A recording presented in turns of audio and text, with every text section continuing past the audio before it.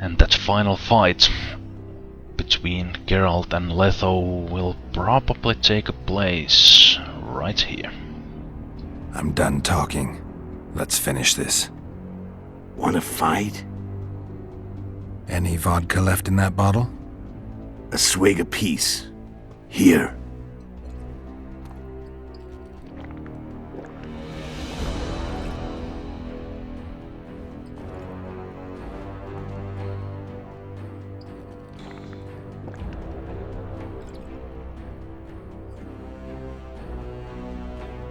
The Imperial army is probably crossing the Yaruga as we speak. Pure pandemonium will ensue. The North's finished. Time to go south, where the good life awaits. You're a fool, Letho. Both you and your Emperor are forgetting one thing. Misfortune brings people together.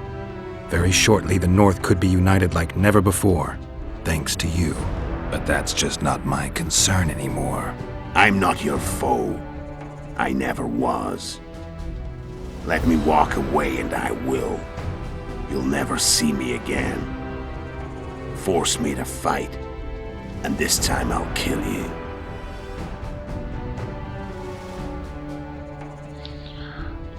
Oh, well, that's an interesting event. I could let Letho go.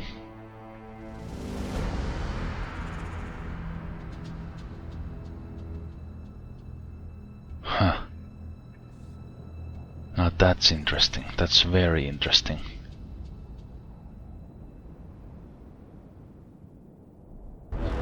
Throughout this Let's Play, I haven't, at least consciously, made a decision to kill anyone when I had the chance to choose. But here, however, I think Geralt needs to do this. Geralt needs to take this fight. Not so much to not so much for vengeance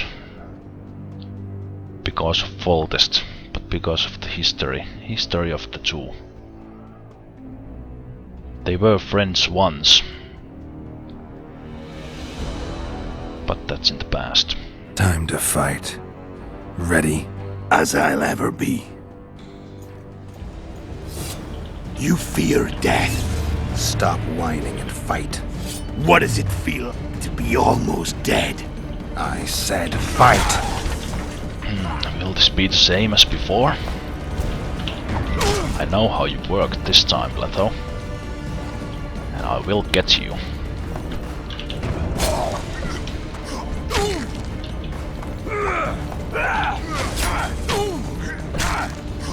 The wolf has teeth. And they're sharp. I'm better. I can tell already. Of course you can. You tire quickly. I'm tired of your talking. I don't want to kill you. And I'll kill you gladly. You're nowhere near my level. Of course not. Oh, really?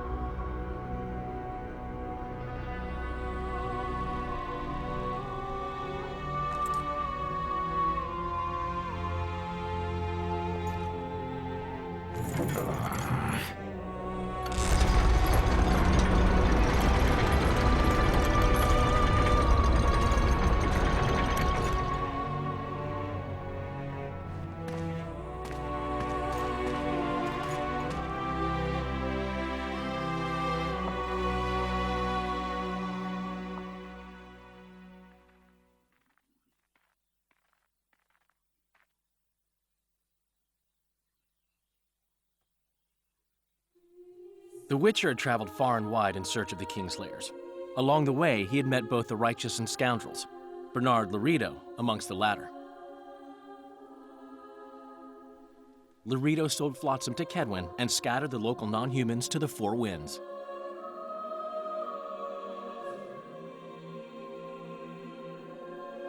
Flotsam became a military base. Its civilian population was resettled. In Edirn, the Witcher witnessed Saskia the Dragonslayer achieve a great victory.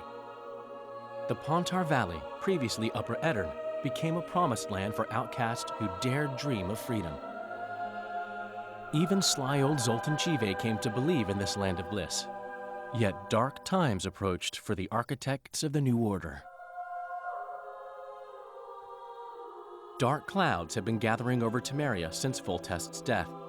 Stripped of its king, the land was like a rich cloth which nobles began to shred. These minor scavengers, however, scurried off in fear when true predators reached out for their prize. The summit at Loch Muin sealed the fate of Foltest's realm, when Radovid of Redania and Henselt of Kedwin divided it between them. A tempest descended on the north, at least partly the work of manipulative mages. It seemed the turmoil in Temeria, Edirn, and Kedwin would benefit them most. Common folk turned against sorceresses and all magic freaks, witchers included. Castles that had hitherto welcomed mavens of the magic arts now shut their gates to any who sought shelter there. A witch hunt ensued.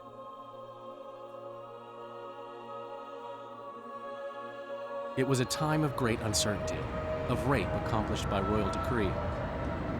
Yet as troubled as the days seemed, we, who had in some way shaped the world's fate, finally received some respite. Zoltan resumed the quest for his beloved's hand, and I laid my head in the laps of the muses. Who could have known this tempest which had ravaged the north was but a harbinger of darker days, and the preamble to an entirely new tale of Geralt of Rivia.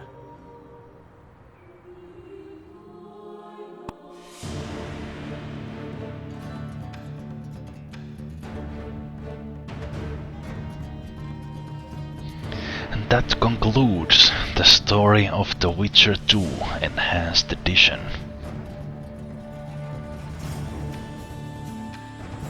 And from that last part, I think we have The Witcher 3 in the works. I will post a separate video as an epilogue of my own thoughts of the game. I need to think about this for a bit, for all that's happened here. But as generic feeling I have, I really liked this game a lot. Nearly everything in the game was done perfectly.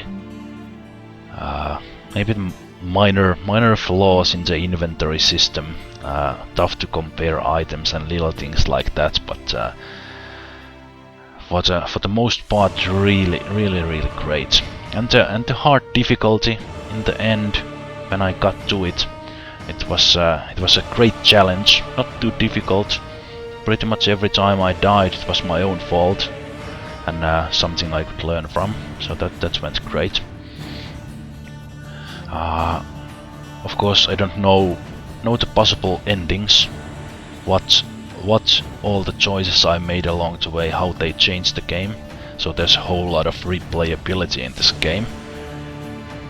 And I probably will, or very likely will, play this game, if nothing else for Roach's Path, as that completely changed the chapter 2 I've read. And but yeah, with the choices I made, I'm really happy how I played. I think I managed to play the game the way I wanted to play it, and the way I played The Witcher 1, playing a kind of a good Geralt, saving lives when it's possible. And it'll be interesting to see if and when they make The Witcher 3, how these choices, how the story moves on.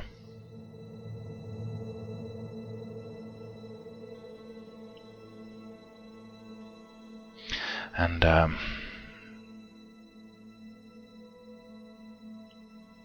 lost my thought there for a bit.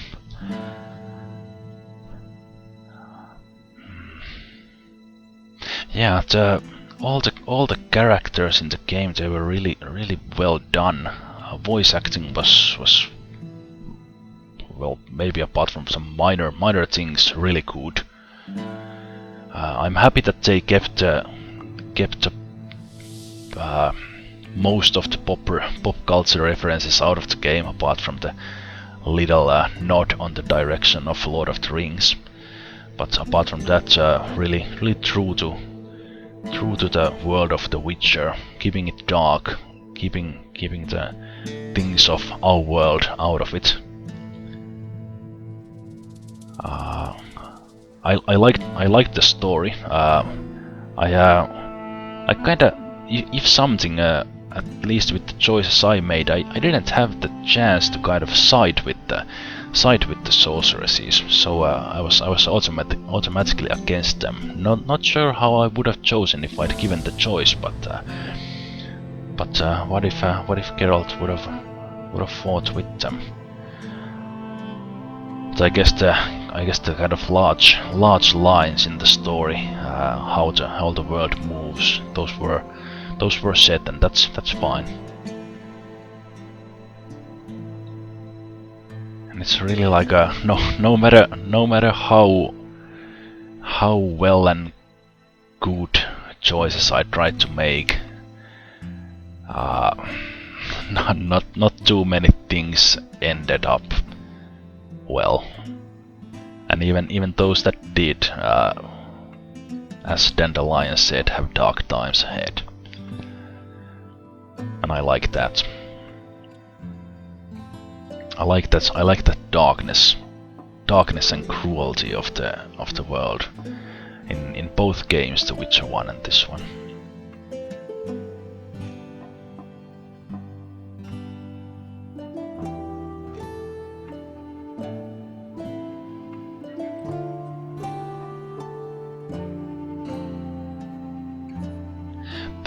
Developers giving thanks to their wives, husbands, significant others, and children, large and small, loved ones.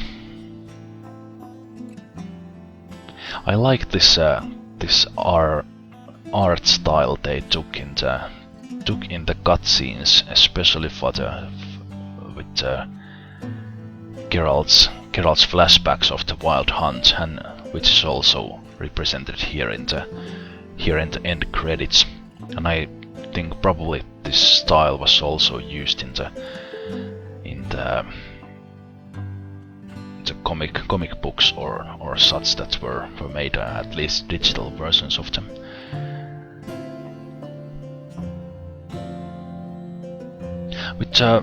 Without too much grinding, I ended up in the level 35, which I believe is the final level. So that was a good thing. Probably because of the hard difficulty. There's probably more enemies in the hard difficulty than the other ones. As said, I really liked the challenge of the hard difficulty, even that there were times when I died a lot, and had to find a way to find through it. But it was really good, and the combat was light years ahead of The Witcher 1, where the combat was pretty much almost the weakest point of the game. Just something to play through. But here it was fun until the end. And with that, there are many play styles with that as well. I relied on few signs, sword play. I didn't use that many bombs. I didn't use the daggers at all. I didn't use traps. I didn't use that much magic, so one could play a pure mage, one could play a lot with the traps, much more than I did, and that's that's even another layer of replayability into the game. Truly one of the best RPGs I've ever played, one of the best RPGs ever made until this point. And really looking forward to what the CD Projekt comes up with next. Whether it's The Witcher 3, whether it's something else. These they are doing it right. They are achieving magnificent things, and that's awesome. These credits are longer than I expected. There was a note at the beginning that watch the credits to see the ending, and of course I will. I'm expecting there will be a cinematic at the end, just like at the end of The Witcher 1, where Geralt saved Foltest's life from one of the Witchers, or one of the Assassins of Kings. But we'll see.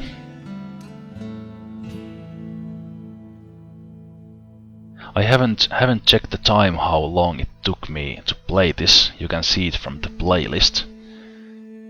I'm guessing the game could be played through in maybe 15 to 20 hours, especially on a second playthrough.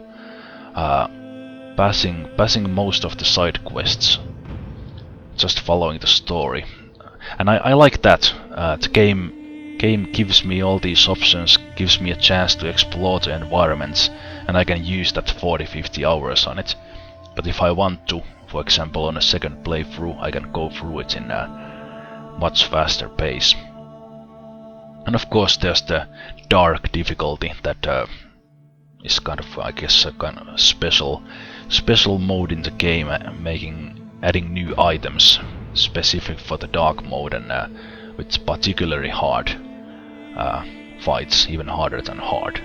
And then there's the insane mode with permanent death for the truly hardcore players. When I look at the game as a whole, I perhaps most enjoyed the time in Flotsam. The time in Bergen, following Eorwet's path, that was great. I liked the Dwarven town, but for some reason the town of Flotsam, when getting out of the dungeon and getting on with the chapter 1, all that freedom in the forest, all those quests there, the awesome troll quest, everything, it was really good. Perhaps because the area was even more open than in the other places. The Bergen was kind of closed place with some paths into the forest and so on. And same thing with Lochmuine. Perhaps because of that I liked Flotsam the most. And also with the story, at that development phase, I think the kind of that beginning, early part of the game was better than the end. Even that the end was great on its own, I think. They didn't really...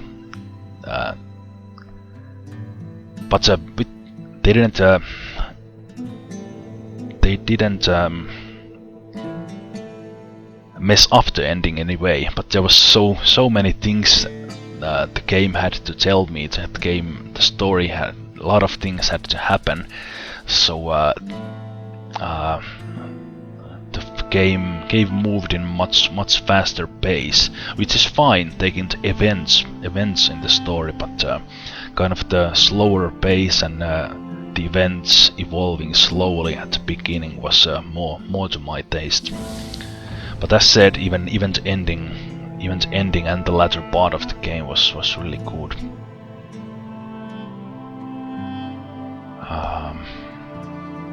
Yeah, as far as enhanced edition go, I don't know all the parts that were changed. I know that the Secrets of Lochmuine quest was added, and I think that was great. Lot of dialogue, lot of things happening there. I like those riddles and puzzles there.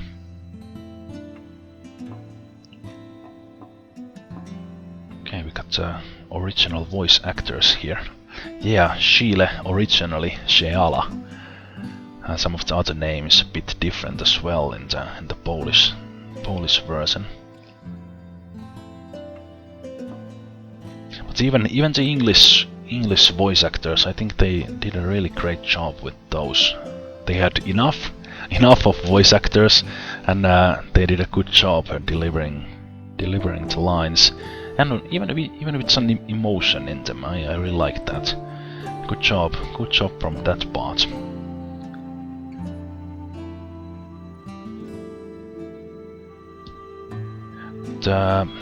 The music in the game was always kinda in the background. There was not much of it.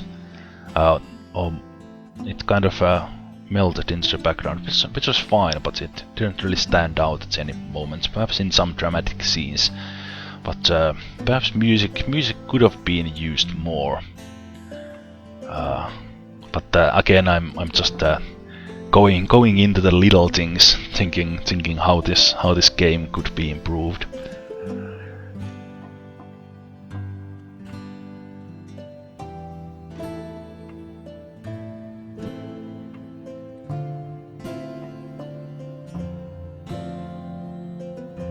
Yeah, long credits. Just waiting for that final ending, and perhaps I won't post another video with my thoughts. At least not a lengthy one, because this one is so... I actually managed to gather my thoughts a bit here in the end. And with the story, especially with the talks with Letho, it was all laid out, all explained, and with that in mind, The Witcher 1, there was that mystery in the end. For those who have played it or watched my Let's Play, probably know about it, at least in the comment sections.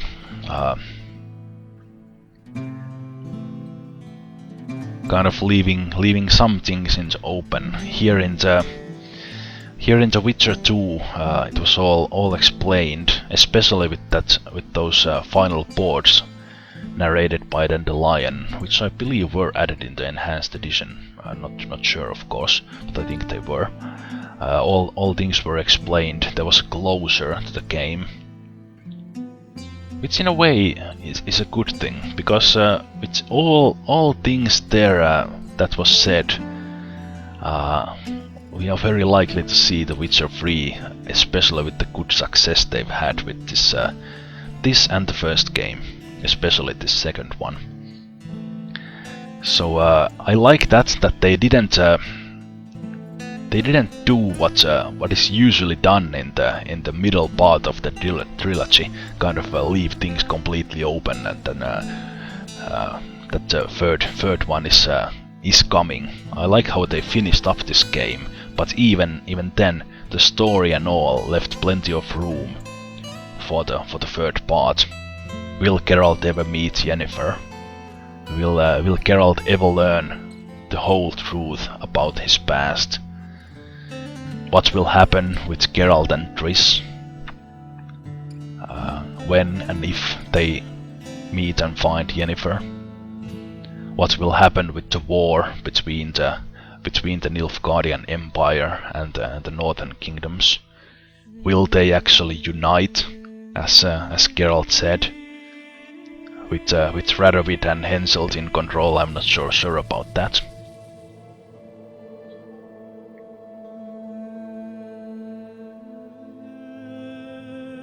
And with that said, now that I mentioned Radovid, I kinda liked the guy in the first one. He had an interesting role, infiltrating Vizima as a common folk without any security, and he kind of showed a different kind of character there.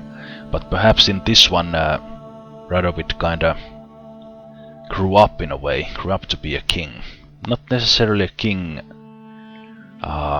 the Geralt I played likes that much, but he definitely changed.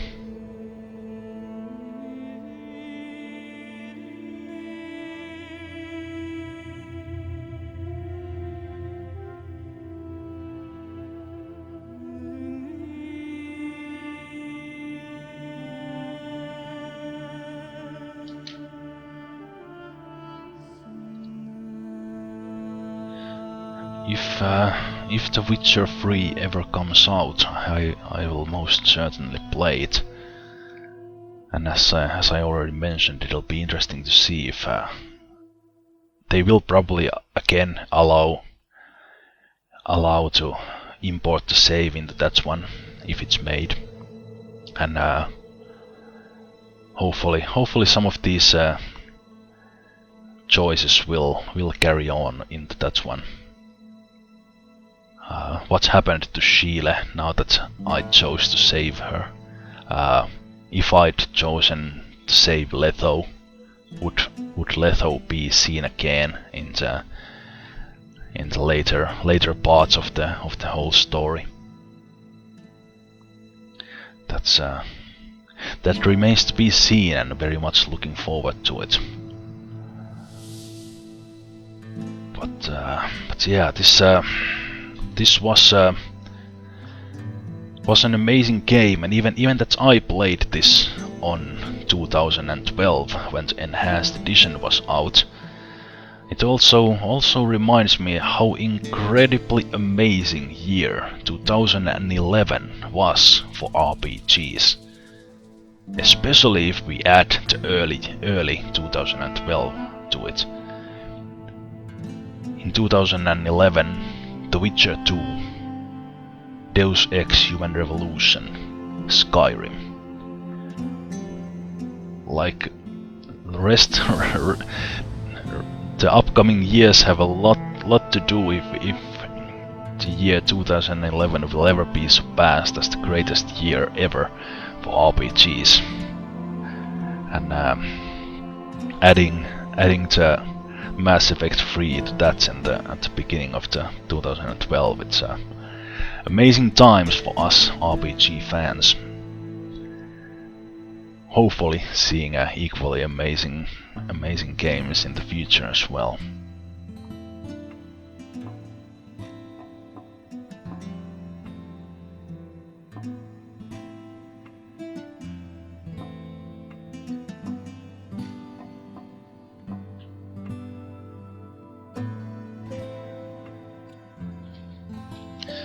I could skip these credits, but I don't want to. I want to see them all. Even that I don't have that much to say anymore. Apart from probably the most important thing. If you have watched this far, if you followed through the whole Let's Play, I thank you. I thank you for watching, and I hope you enjoyed this journey with me during the blind Let's Play. And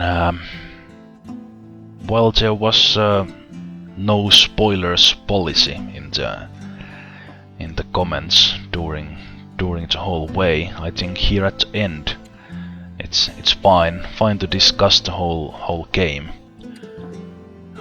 if you want, and I'll be reading all your comments like I've done for the whole way.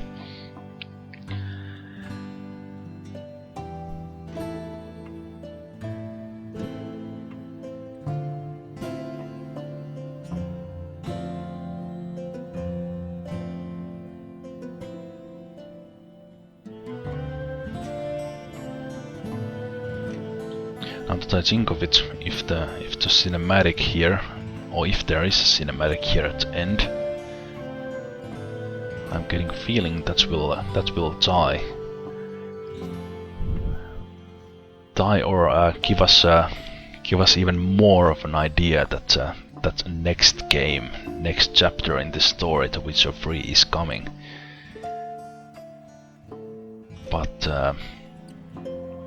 as said, we'll see.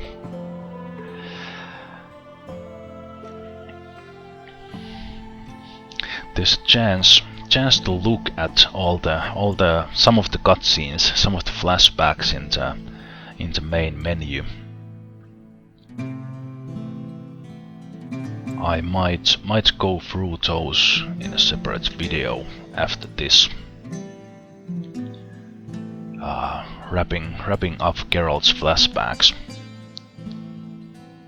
and that's whole story.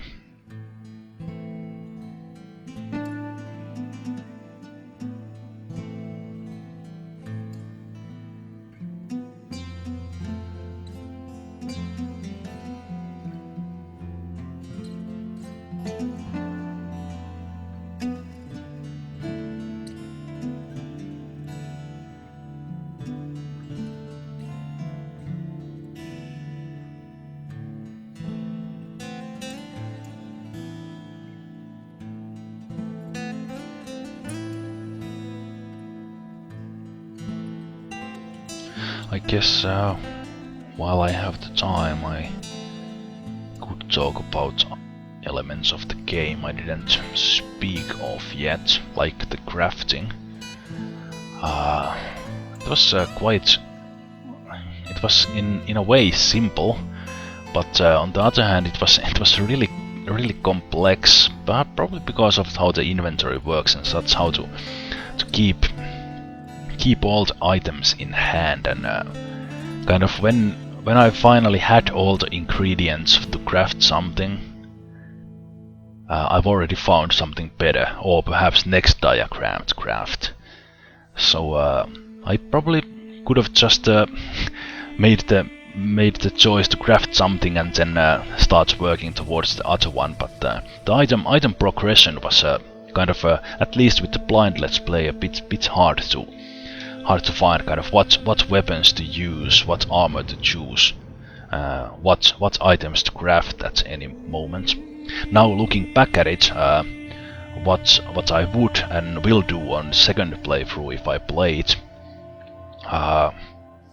very early on, by diagram for the fire rune. I think that was by far the best rune to put into any sword, and when possible, stock up on the silver ore to get all those silver swords early on crafted and use those ones. And all in all, stock up on the crafting materials that are really needed, especially the silver ore that can be purchased, and then I'd probably use potions a bit more, use the bombs a bit more, use the traps more. I didn't use those at all. And probably in my if I'd play for the second time now, I wouldn't change anything I played here in the blind let's play. But for the next playthrough, I'd probably try maybe a mage, maybe a bit of that kind of alchemy tree with the bombs and traps and all, and not so much on the sword play branch of the character development. Like I said, adding a lot to the replayability to play as a mage, or to rely more on the traps and bombs. Completely different playstyle. Now that I know where some items can be gathered, I could then make choices accordingly, get those items. With the blind let's play, I wasn't reloading unless I died. On a second playthrough, I probably would reload at times to kind of if I'd accidentally make a choice I don't want to do. But yeah, especially with the major choice of siding with Eorvet and Roach, this has easily second playthrough in it. Like you almost have to play this the second time because of that. And then even after that, with all possible endings there is, I don't know what they are. But there were many moments where I could have chosen differently. I basically spared Aryan Lavalet's life, I spared Hensel's life, I spared Prince Dennis's life. How would those change the course of the game? I spared Sheila's life, that didn't matter so much. What if I'd gone after Triss and not let Philippa go, get that dagger? Would Saskia be dead? Would Saskia be under Philippa's spell still? All those things kind of can be get from this second playthrough. Okay, here we go.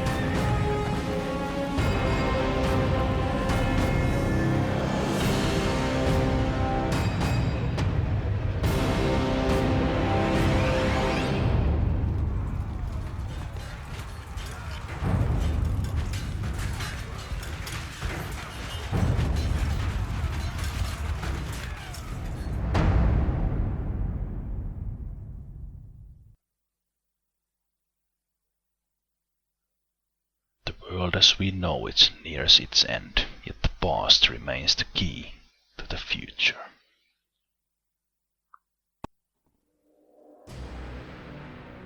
Indeed.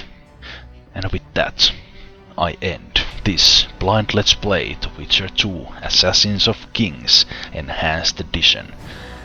For the second time, I thank you for watching. I hope you enjoyed this ride with me. I enjoyed the game immensely. I liked it a lot. With the past lies the key to the future. Looking forward what will come up next. Until next time, take care. Bye bye.